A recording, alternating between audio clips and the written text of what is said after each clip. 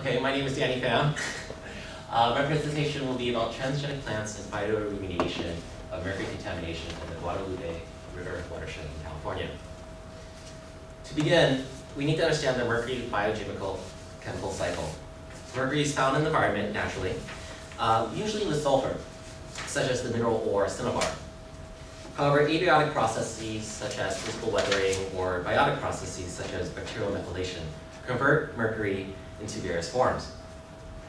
Mercury in its elemental form is the least toxic, whereas methyl mercury, often composing only about 1% of the measurements in water and sediments, can biomagnify and bioaccumulate in top predators to up to 1 million times. So at sufficient levels, methyl mercury can cause a host of adverse health effects to wildlife and human populations. I don't believe anyone here is old enough to have lived the gold rush of 1849, but lesser known is California's rich mercury deposits, especially in the Guadalupe River watershed, which is pictured here, located in Santa Clara County, just south of San Francisco Bay. The New Alden mine was North America's largest mercury mine, and it is estimated that 10 million pounds from this watershed alone was lost to the environment. That's equivalent to about 2,500 cars of mercury just driven into the bay. And despite the mine's closure in 1920, the watershed is still very contaminated, and that even to this day, fish advisories say do not eat any fish from this watershed. Well, how contaminated is it, you ask? How contaminated is it? Sediment core samples taken from the bay estimate that pre-mining background mercury levels were on the range of 0.01 to 0.1 parts per million. So whereas we see at the mercury mine here, we have levels as high as 1,000 parts per million, and the fish from the watershed range between 2.2 to 8 parts per million.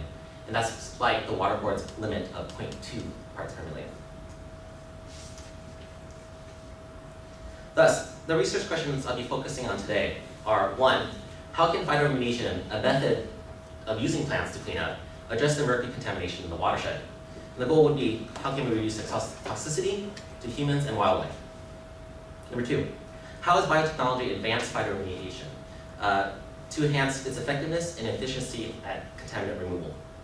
And number 3, what are the risks of implementing mercury-based transgenic phytoremediation in order to minimize those adverse effects? But why phytoremediation over conventional remediation? It would seem, based on my diagram here, that conventional remediation is better. It's faster, it's good for moderate to high levels of contamination, and it's really well established.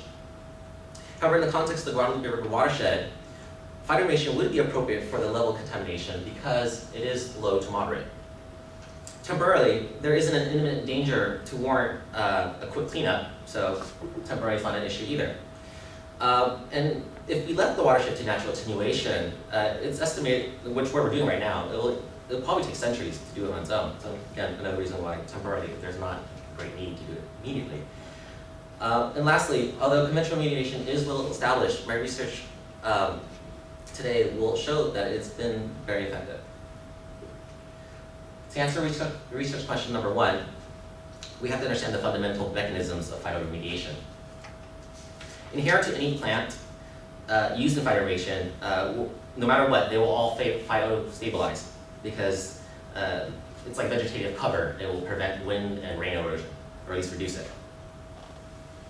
Some plants may phytodegrade or phytostimulate, and that's simply by using internal chemical compounds, enzymes, or its mutualistic relationship with bacteria to break it down. However, in the context of mercury contamination, for the most part, elemental mercury, reactive mercury, cannot be broken down any further. It's elemental.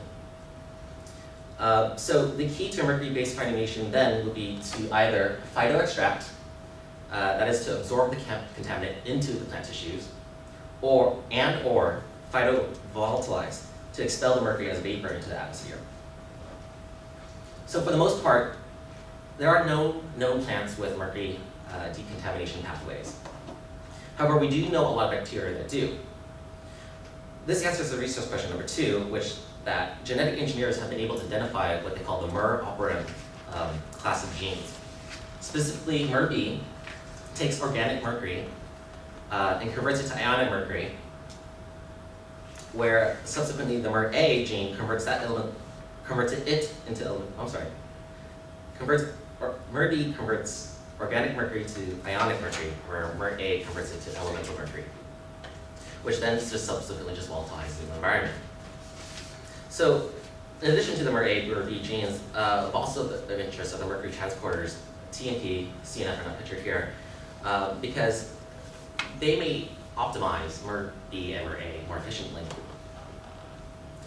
So, biotechnology has made it possible for the expression of these bacterial genes into plants, thus the term transgenic, bacteria into plants. With that said, for the past 15 years, scientists have expressed the MERA and MERB genes into small plants such as wallcress, trees like poplar and cottonwood, rice, tobacco, and cordgrass. The last 3 experiments I want to highlight are the most notable for its high level of resistance. However, keep in mind, of all these species, in the context of Guadalupe River watershed, none are native.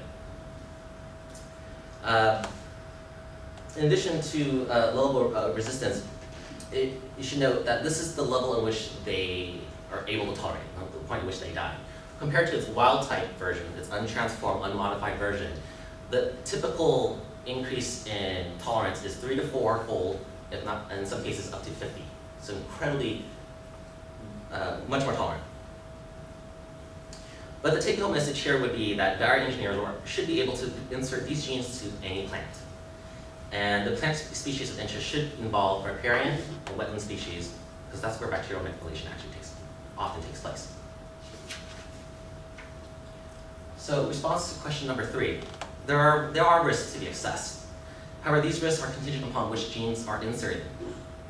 Since methylmercury is of most concern, we should use the MERB gene to phytoextract mercury out of the sediment, out of the water, and into the plant tissues. But if we stop here, we would then need to harvest the tissues for proper disposal, which gives rise to our first question, number 1. Would this present increased exposure to local wildlife who might potentially feed on that plant? It is highly possible, and one of the solutions presented by research, some of the research I read, is that you should choose a plant species that's not palatable. And that's why there's a lot of research on tobacco, because tobacco is very bitter. Herbivores, insects would avoid it. Alternatively, if then we decide to, we consider that too big a concern, we can include the MERA gene and convert that methylmercury completely to volatilized elemental mercury. But then that brings us to the second concern: is this going to be an exposure issue somewhere else? And a lot of the initial research concluded, say, nah, it's too small. It's going to be diluted significantly in the atmosphere for a year. But I really believe that's too naive to assume such, because obviously there are abiotic and other biotic processes that will convert that elemental mercury back to reactive mercury and subsequent to somewhere else. And then lastly, associated with that too, is that just the general public acceptance of saying, hey, we're going to create this little plant that's going to just put mercury into the air. There's going to be public outcry regarding that. And then lastly, actually, if you were very savvy with the reaction presented earlier, what happens to that carbon group from the methylmercury? Well, it's converted to methane, and as we know, methane is a potent global warming greenhouse gas. So there's a trade-off that we have to consider here: toxicity or for global warming. Phytoremediation is not ready out of the box. Additional studies will require proper wetland and riparian plant species selection. The intended phytoremediation mechanism will function as will be a function of which genes are selected. And like I said earlier, I personally believe that the MERA gene is just probably not going to work with the public, and we have much better rate of control when using the MERB when we properly are able to dispose of the mercury. With that said, I recommend if we are going to use MERB transgenics, we should use it in the lower watershed in the riparian corridors. But one issue of concern, especially in wetlands, is the logistics of how you're going to get in there and harvest those plant tissues. It's going to be pretty difficult. Lastly, Murray Transgenic could be used in the upper watershed, but the main intended mechanism there would actually be phytostabilization, because methylmercury is not in the uplands, it's not in the soils, because bacterial methylation occurs in the wetlands. But it wouldn't hurt to have it there too.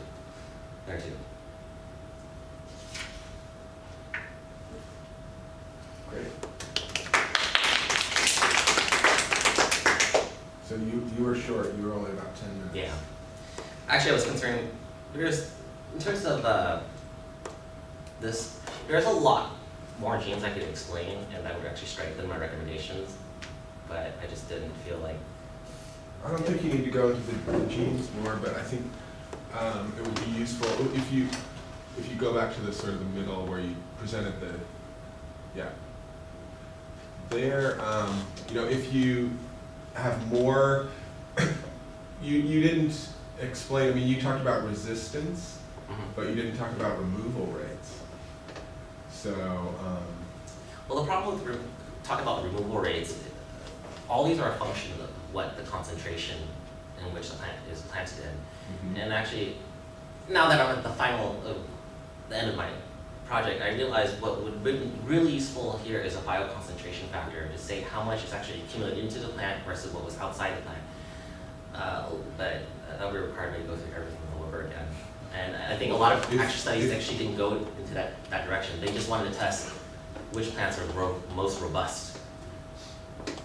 Well, if you could maybe just look at a small percentage of them and say, you know, what sort of efficiency of removal has been found for any of those that are well studied, what, you know, because or at least explain that to us, because you set it up as you're gonna talk about how effective they are at removing mercury, but then you never get to that in the answers. Yeah, I get focus of tolerance here as opposed to. So you need to, at a minimum, explain the difference between resistance and removal and why resistance is a useful indicator, and what could be, you know, interpreted from that. Or better, try to show where possible what sort of removal rates. You don't need net removal rates in terms of, you know, grams of mercury or whatever, but relative removals. Is it 10%? Is it 80% of the mercury that gets taken up? Well, in this example here, I know this one quite well because this one really stood out to me. It was able to accumulate 2,000 parts per million in the plant tissues, significantly higher than the concentration actually in the soil. Yeah. So that says so they can take out more than. No, it doesn't. No. Above biomagnification. So, but those kinds of details, I think, you know, because your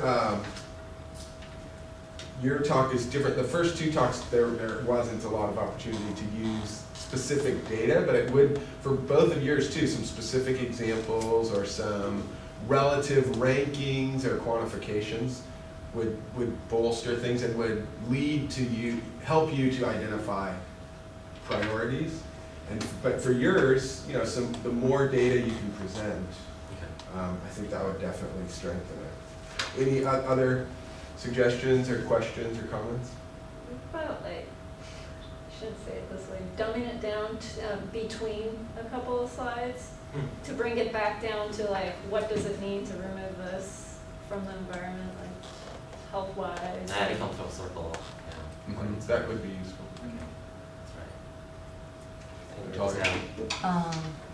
On the, like, quite the beginning of the slides that has arrows. That flip? Yeah, the flip. I'm a bit, maybe, I don't know, when I start to follow it, I got a little bit confused somehow. Yeah, you probably need to at least orient us to say you're comparing conventional remediation at the bottom and phytoremediation. Yeah, so that kind we're of like oriented. leading explanation. So why phytoremediation? Okay. Yeah, like, Well, actually, I'll explain further now. the So directions. conventional remediation, for example, could be like where you're digging up the sediment physically and just importing something new, right? That's very proven to work really well. And that's usually good to use when you have very high, moderate to very high levels of contamination or some sort of imminent danger. That's what I was trying to say here. Like if there's an imminent health threat to populations, then you don't want something that's slow. Phytoremediation is slow. It's a function of plant growth, where you can quickly go in with a bulldozer, dig stuff up, and take it out. So what I was trying to say in the slide was that in the context of the Guadalupe River watershed specifically, everything points in the direction that these are non-issues. The ones that point, they're saying this is better, and that phytoremediation is appropriate. That's what I'm saying. So the way the arrows are pointing now is kind of the baseline? Yeah, just like broad context. Okay. Just like if you just purely compare the two, not accounting for the actual specific site considerations, conventional remediation might be appropriate. Okay. But for this particular watershed, no. Oh, That's basic. I see. Okay. So that's something you need to work on if Yeah. multiple people couldn't Yeah. follow that. Yeah, because like I followed it because we talked about it when we talked individually. But if multiple people in the audience here who already are familiar with your topic couldn't follow it, then the general audience won't either. I like the animation. Maybe if Yeah, I did too. after Yeah, animates. it's cool, but just how to lead me to understand, why the arrow flips. That would be very important. Or maybe just put next to the phytoremediation your watershed, so we understand that because of the specific Specifics of location, your that's watershed. the why they flip. Yeah. That would just visually would all be. Yeah, easier. spending more time on this for sure will be worth it for the remaining of the presentation. Yeah, that's right. It's trying to frame why phytoremediation is even important. And then if you go back, so I like that you had specific questions, but you didn't really, you introduced mercury and your watershed, but you didn't introduce remediation at all. And so then you had to tell us what phytoremediation is. Yeah, I tried to do that in one line, which is to say So- phytoremediation is the use of plants. So you might want to add one more introductory slide Explaining. about, you don't have to go into detail about phytoremediation, but at least, you could even use that previous slide before your research questions to say, traditional methods have been used. No, go forward. This slide, you could use this before your things and say, conventional remediation, just digging up and removing or treating, has been what's been used commonly, and there's a lot of benefits that on first blush would appear to make it better, but if you look at the specifics, phytoremediation, the use of plants to remediate, could potentially be better, and specifically then you can go through those and then say, so that leads to your question. Something to get us thinking about why you're even considering phytoremediation before the research questions. Whether it's going through this or just a really quick picture of a plant or something could be useful. Yeah. Any other So I know questions short or on time. suggestions? Yeah, so you had 5 minutes, so you still have a lot of opportunity to add in. What were your conclusions? Yeah, what you My- see through? I honestly feel my conclusions were a little weak. Proper species selection first needs to happen, and that I'm going to say MERT A is not no good. Use MERT B. And then on your conclusions and recommendations, They need to separate these lines too. you need, some things come up in the conclusions that you've never talked about, The difference between the lower watershed and the upper watershed, you can't draw those conclusions unless you've told us up front. So that's where some more data and some more specifics, if you have time to add in Yeah, I do at have. least a few more slides. So I do have specific data, like in terms of concentrations. Well, Yeah, but you don't like talk briefly, about, but I need to distinguish the two about methylmercury and concentrations. Yeah. I didn't go into where it's formed actually Yeah. enough. so think about, I would say think about mostly, don't add too much more in the intro, maybe, one brief, either change the order or just briefly introduce it, but then try to add in as much as you can in the central part of the paper, or the central part of the talk, to support, why you're making these specific recommendations. Any other comments, questions? Things I did good. Yeah, I thought all your slides were really well done and easy to follow and clear. Your speed was good. Really? And it was presented Yeah. well. The emphasis and all that was good. That was fast. Was it fast? Not I as think fast so. as this game before. I told myself really just to pace myself. Any other? Because I'm really short on time. Right. Okay, let's do Kyle's and then we'll take just a break to do the evaluation today. Can I take a break right now? 2 votes for taking a break. Taking a break right now? Yeah. Okay, let's take a break then. And then, That's the majority of us. all right, take a break now, and then when you guys come back, then we'll do the evaluations and then we'll.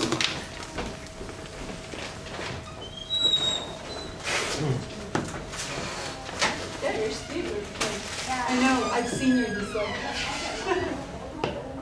Well, I'm glad to hear that then. Seems like you're comfortable, more Yeah, comfortable. it was, the But that's- pacing was good. That's really why I'm glad we're not switching, like, changing people and everything, because then that might throw in the extra factor at the end to be like,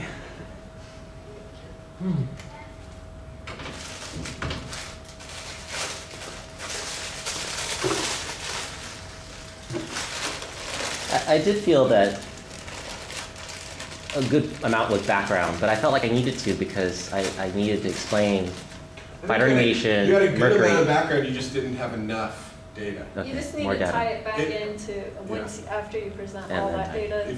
If you could add 3 data slides and 1 or 2 more slides to tie things together and get back to the issues, then, and you can easily do that, 5 minutes, you easily have Mhm. that, you can do 5 slides, or an additional 3 or 4 or 5 slides. And it would make the conclusions simpler and more direct because the context of the conclusions would be there already. In terms of the conclusions presented here, I had to reduce it significantly in terms of what I'm actually going to put in the paper. That's fine. Because there actually are a number more genes that are relevant that, Yeah. because right now I said MERB is only useful in the watershed, but then I addressed, really can't do much in the upper watershed, but there are other genes that can take it up and Yeah. sequester it. Well, so you can either make a general additional recommendation, and just note that you didn't have time to talk about them, Okay. or that's fine. You can tell Or can I us focus- that you're focusing on a subset, the most important aspects. Okay, yeah, I could, because the recommendations I did put forth because I want to address methylmercury. Yeah. I have that's good good. recommendations So for that. make sure that that's clear. But I'll just say generically in terms of the upper watershed, I do have other recommendations, but in the scope of this, or the time of this, I don't have. One detail, it's species with an S. See, I saw that too. I was going back and forth whether or not it should be S or not. Yes. There is no, species doesn't exist as a word. I looked It's it up. always S. Species is a word. Well, it's always, in terms Okay. of the biological uses, Okay, singular and plural okay. is always species. Yeah, I was really like, And is that right or not? the cordgrass, what cordgrass is it? It's a non-native version. Spartina alterniflora or something? Yeah, that one. Okay. I was about to put all the names in, but it's So like, And is then there this- no native that would do oh, this? you know what? I didn't play in, huh? Is there no native, sorry. That's what, yeah, you species talk that about are- that in your paper, and we've talked a bunch about that, but, I mean, it seems like what you were proposing in your paper is not, I think what came across in what you presented is that these are the plants where there's an opportunity to use it, and what you are trying to say is, take the gene and put it in some native plants and Yeah. use those. That's what So I'm saying. you didn't, I don't think that got across. Okay. And especially if you hear Kelly's. So what I'm saying that these are experiments I've done to date so far, past 15 years. They've been progressing really well. However, none of these are actually native to the watershed. Okay. So therefore, we But need. there is the opportunity To to try and to implant natives, it in native plants and capitalize on what's been used with all these other plants. Yeah, I was trying to emphasize with that last statement. I said the take-home message here is that bioengineers can take the genes and be able to insert into almost anything. Okay. Yeah. See, I'm an awful listener, so. Okay, it's I fine. think that was No, that's, Yeah. you're probably way better than others, you know, because you've heard it before and. Well, I just pick up like non-native and I'm like, what? You know? One other detail, this, I would flip this Yeah. so that the volatile one is at the top, you know, because, well, at least visually, most people, I think, see things going from bottom, you know. That's true. going up. My first plant showed going, going up. So Yeah, so, and then you also might want to draw arrows because of where, which direction the process is going, because as it is, it's not exactly clear, and none of us are as familiar with this. Right, I could be suggesting back. Okay. Yeah. So at a minimum, put arrows in, but since the volatile thing is going up, Yeah. if you put the volatile one at the top, Yeah, I can switch this pretty easily. that will make it a little simpler. There's more risks I could gone into. I just wasn't sure if I should have.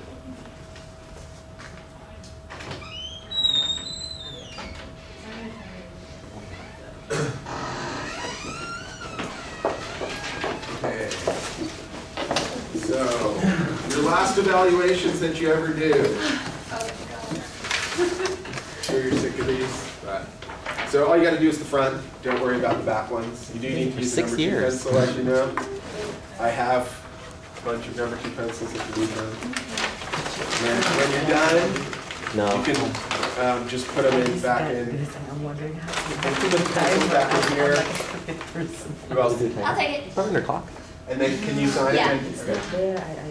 Nope, and you can just leave it at the No, I'm fine with kind of where it is. At the dean's office? Pencils. So just do the front. Thank you. And then I will await. Let me know when you're done, when you're all done, My first day. and How to keep me in then contact. we'll start back up. I tried application. I know. Like, Hey, what's happening? Oh yeah, I'm not sure. Sorry. It's okay. I need to ask people that's expert in this phone. I'm a droid person. I need a smartphone, man. I'm behind the times. I was given this on my first day to keep me attached to my email. I'm still using one of those like clamshell style phones. It's like old and dented, and you flip it open, and all it does is call people. But that's good though. At least people won't force you to do something beyond. Like when people know you have iPhone or Messenger, they will like, where are you? More freedom. Are the methods reasonable for this course? No, it should be easier. Yes, agree. master's project should be optional. Seems off, right? The instructor really. Oh, it's still on. Oh my god.